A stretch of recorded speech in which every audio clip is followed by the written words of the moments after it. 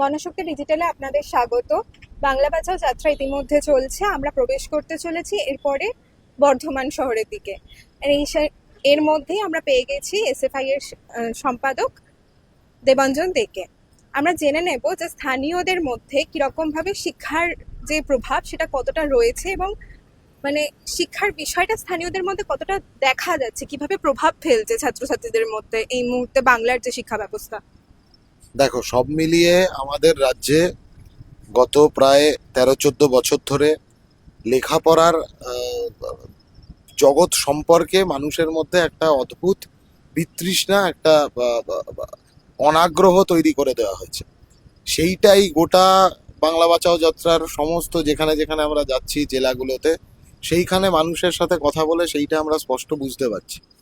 এবং এই প্রজন্মের ছেলেমেয়েরা তারাও হচ্ছে যে লেখাপড়া করতে যেতে আর চাইছে না। তার কারণ একদিকে হচ্ছে তোমার যে অর্থনৈতিক সমস্যা, একটা বিপুল আর্থিক বৈষম্যের মধ্যে ফেলে দেওয়া হয়েছে, এবং তার পাশাপাশি সরকারের পক্ষ থেকে কোনো সদর্থক মনোভাব লেখাপড়ার প্রতি আগ্রহ তৈরি করার ক্ষেত্রে সেটা নেই। বরং যেটা আছে সেটা হলো একের পর এক স্কুল বন্ধ হয়ে যাওয়া। আমরা একাধিক জায়গায় দেখলাম যে প্রাইমারি স্কুলগুলো, আপার প্রাইমারি স্কুলগুলো গত কয়েক বছর ধরে বন্ধ হয়ে পড়ে রয়েছে, একদম হানাবাড়ির মতো অবস্থা। আবার সেই স্কুলগুলোর আশপাশে, সেই গ্রামের মধ্যে, সেই ব্লকের মধ্যেই তার বিকল্প হিসেবে সরস্বতী বিদ্যা মন্দির তৈরি করে দেওয়া হচ্ছে।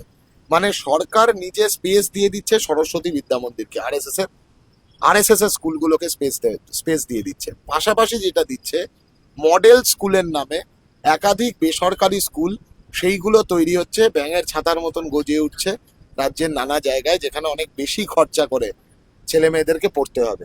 সরকারের পক্ষ থেকে কোনো রকম কম খরচে পড়াশোনা করবার, লেখাপড়া করবার কোনো বন্দোবস্ত নেই। একটা বড় অংশের ছেলে মেয়ে তারা এই অনাগ্রহ থেকে, তারা লেখাপড়ার আঙিনা থেকে সরে যাচ্ছে, পরিযায়ী শ্রমিক হয়ে বাইরে চলে যাচ্ছে। গ্রামকে গ্রাম, ইয়াং ছেলেপিলে সব গ্রামের মধ্যে নেই। আমরা এরম অনেক গ্রামের মধ্যে দিয়ে এসেছি যেখানে কোনো ইয়াং ছেলেপিলে নেই। সমস্ত ইয়াং ছেলেপিলে তারা হচ্ছে পরিযায়ী শ্রমিক হয়ে বাইরে চলে গেছে। এবং সব মিলিয়ে এমন একটা পরিবেশ, ছেলেরা পরিযায়ী শ্রমিক হয়ে অন্য রাজ্যে চলে যাচ্ছে, আবার মেয়েদের ক্ষেত্রে বাল্যবিবাহ ক্রমাগত বাড়ছে। পশ্চিমবাংলা বাল্যবিবাহের নিরিখে গোটা দেশের মধ্যে শীর্ষস্থানে। আমরা তোমরাও তো ছিলে, মুর্শিদাবাদ জেলায় ছিলাম আমরা। মুর্শিদাবাদ আবার পশ্চিমবাংলার মধ্যে সবচেয়ে শীর্ষস্থানে রয়েছে বাল্যবিবাহের ক্ষেত্রে। এই যে সোশ্যাল মানে প্রবলেমগুলো তৈরি হচ্ছে, এই যে সামাজিক সমস্যাগুলো তৈরি হচ্ছে, এরও কিন্তু মূল রুট হলো লেখাপড়ার প্রতি সরকারের যে অনীহা। এবং সেই অনীহা, যখন সরকারের কোনো একটা বিষয়ের প্রতি অনীহা থাকে না, সেইটা পার্কোলেট হয় রাজ্যের মানুষের মধ্যে। একসময় বামপন্থীদের সরকার, বামফ্রন্টের সরকার অবৈতনিক শিক্ষা 12 ক্লাস পর্যন্ত বিনামূল্যে পড়াশোনা করবার ব্যবস্থা করেছিল। নতুন স্কুল হয়েছিল, নতুন কলেজ তৈরি হয়েছিল অসংখ্য, নতুন বিশ্ববিদ্যালয় তৈরি হয়েছিল পূর্ণ পরিকাঠামো সহ, মাদ্রাসা তৈরি হয়েছিল একের পর এক। তখন একটা সদর্থক মনোভাব ছিল, তখন রাজ্যের মানুষেরও লেখাপড়ার প্রতি একটা আগ্রহ জন্মেছিল, তৈরি হয়েছিল একটা আগ্রহ। সেইটাকে পরিকল্পিতভাবে একদম নাগপুরের প্ল্যানিং মোতাবেক সেইটাকে ধ্বংস করা হয়েছে পশ্চিমবাংলার মাটিতে। সেইটা এখন এভিডেন্ট গোটা রাজ্য জুড়ে। এবং মানুষের মধ্যে এইটা নিয়ে একটা স্পেসিফিক যন্ত্রণা আছে যে লেখাপড়াটা গোল্লায় চলে গেছে, লেখাপড়া করতে আমার ছেলে মেয়েটা চাইছে না। আমার ছেলেটা লেখাপড়া করার থেকে মাত্র 5,000-6,000 টাকার বিনিময়ে অন্য রাজ্যে চলে যেতে বাধ্য হচ্ছে। এবং এই যে সন্তান নেই আমার কাছে, সন্তান আমায় দেখছে না, মানে দেখছে না মানে দেখতে চাইছে না নয়, দেখতে পারছে না, এইটা কিন্তু একটা প্রবল যন্ত্রণা বাবা মায়েদের। সেইটা গোটা রাজ্য জুড়ে আমরা এই যে বাংলা বাঁচাও যাত্রার মধ্যে দিয়ে যেখানে যেখানে মানুষ তাদের অভিজ্ঞতা আমাদের সাথে শেয়ার করলো, সেই অভিজ্ঞতার মধ্যে দিয়ে কিন্তু এই হাহাকারটা আমরা দেখতে পেয়েছি। এখন আমাদের কথা হচ্ছে যে এর থেকে নিস্তার পেতে হবে। তৃণমূল লেখাপড়ার প্রতি মানুষের আগ্রহ তৈরি করবে না, কারণ লেখাপড়াহীন একটা প্রজন্মই তৃণমূল চায় যাতে তারা প্রশ্নহীন আনুগত্যের মধ্যে থাকে এবং স্পেসিফিক লুম্পেনাইজ এই প্রজন্মটাকে তারা করতে পারে। লেখাপড়া জানা ছেলে মেয়ে কোনোদিন লুম্পেনে পরিণত হতে পারবে না। সে তৃণমূলের অ্যাসেট হবে না। লেখাপড়া জানা ছেলে মেয়ে তৃণমূলের লায়াবিলিটি হয়ে যাবে। আবার লেখাপড়া জানা ছেলে মেয়ে তারা বিজেপির অ্যাসেট হবে না। তাদেরকে যা খুশি একটা হিন্দুত্বের টনিক, ধর্মের টনিক, ভুল ইতিহাসের টনিক, ভুল ভূগোলের টনিক, এটা খাওয়ানো যাবে না। তাই বিজেপির কাছেও লেখাপড়া জানা ছেলেমেয়েরা একটা লায়াবিলিটি হবে, অ্যাসেট হবে না। নিজেদের অ্যাসেট বাড়ানোর জন্য একটা লেখাপড়াহীন প্রজন্ম এরা তৈরি করতে চাইছে। আমরা যেখানে যেখানে পৌঁছেছি মানুষের কাছে বিকল্পের ধারণা আমরা পৌঁছে দিয়ে এসেছি। লাল ঝান্ডা যেখানে দায়িত্ব পাবে, এর আগেও লাল ঝান্ডা এটা প্রমাণ করেছে যে লাল ঝান্ডাই একমাত্র যারা লেখাপড়াটাকে প্রায়োরিটাইজ করে, স্কুল কলেজ বিশ্ববিদ্যালয় মাদ্রাসা এগুলোকে প্রায়োরিটাইজ করে। 22,000 মদের দোকান তৈরি হয়েছে পশ্চিমবাংলায় পঞ্চায়েতে পঞ্চায়েতে, অথচ 12 থেকে 13,000 স্কুল বন্ধ হয়েছে। সরকারি রিপোর্টটা বলছে 8,200 সামথিং, আর কি 207খানা খুব সম্ভবত। কিন্তু আসলে যদি গ্রামে গ্রামে ঘুরে দেখা যায় তাহলে সব মিলিয়ে 12 থেকে 13,000 স্কুল বন্ধ হয়েছে এই সময়কালের মধ্যে। একাধিক স্কুল এসএসকে, এমএসকে এইগুলো একজন টিচার চালাচ্ছে। মানে তথৈবচ অবস্থা। 500 জন ছাত্রছাত্রী পড়তো 2011 সালে। একটা এসএসকে আমরা ভিজিট করেছিলাম নিয়ামতপুরে। 500 জন ছাত্রছাত্রী পড়তো 2011 সালে। 2009 সালে তৈরি হওয়া এসএসকে, বামফ্রন্টের আমলে। 11 সালে পড়তো 500 জন, 25 সালে পড়ছে 45 জন, একজন মাত্র টিচার। 11 সালে 16 জন টিচার ছিল। এই রকম একটা পরিবেশ তৈরি করা হচ্ছে যাতে সামগ্রিকভাবে বাবা মায়েরা, অভিভাবকরা এবং ছেলেমেয়েরাও, ছাত্রছাত্রীরাও তারা লেখাপড়াটাকে ইররেলিভেন্ট মনে করে, গুরুত্বহীন মনে করে।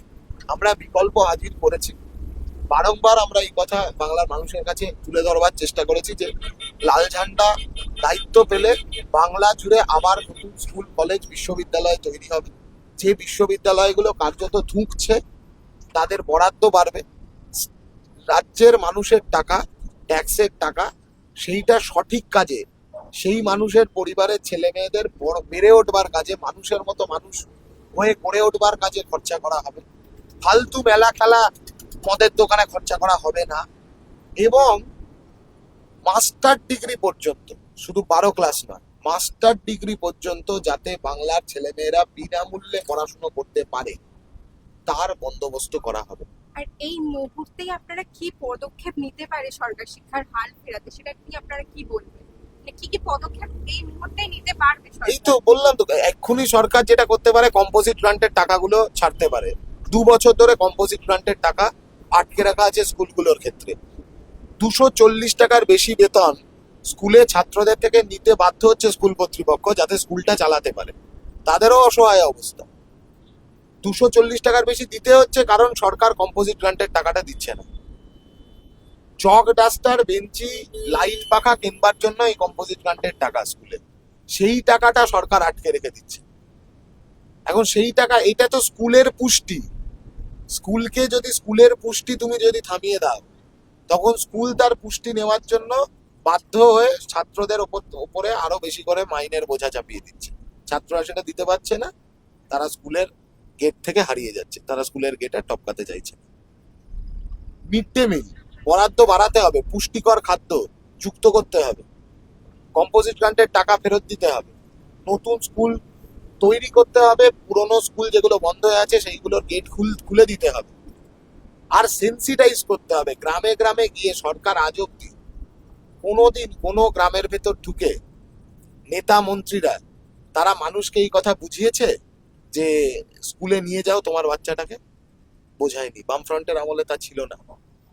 এডুকেশন মিনিস্টাররা তারা গ্রামে গ্রামে গিয়ে হচ্ছে যে মানুষের দাওয়ায় বসে মানুষকে বোঝাতো তোমার ছেলেটাকে, তোমার মেয়েটাকে স্কুলে পাঠাও, তাকে পড়াশুনো করালে তবেই সে বড় হয়ে মানুষের মতো মানুষ হবে।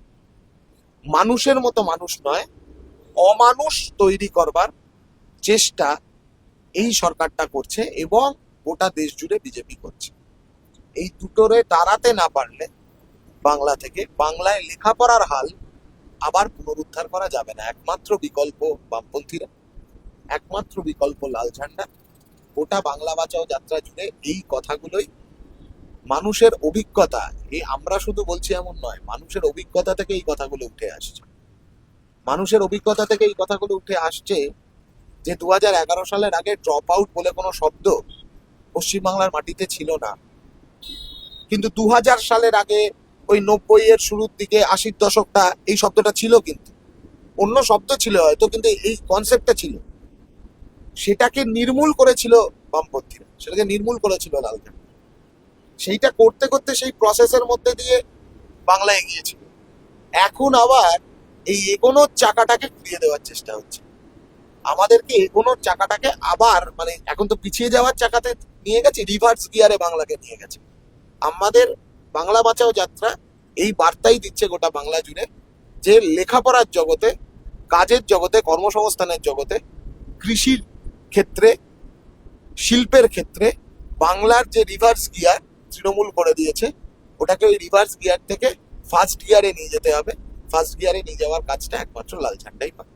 এই ভিডিওটিকে লাইক করুন, আপনার গুরুত্বপূর্ণ মতামত কমেন্টের মাধ্যমে আমাদের জানান এবং আমাদের চ্যানেলের ভিডিও সবার আগে দেখার জন্য ইউটিউবে গণশক্তিকে সাবস্ক্রাইব করুন, ফেসবুকে ফলো করুন এবং শেয়ার করুন আপনার পরিচিতদের মধ্যে। আমাদের চ্যানেলে আপলোড হওয়া ভিডিও নোটিফিকেশন পেতে বেল আইকনটি ক্লিক করতে ভুলবেন না।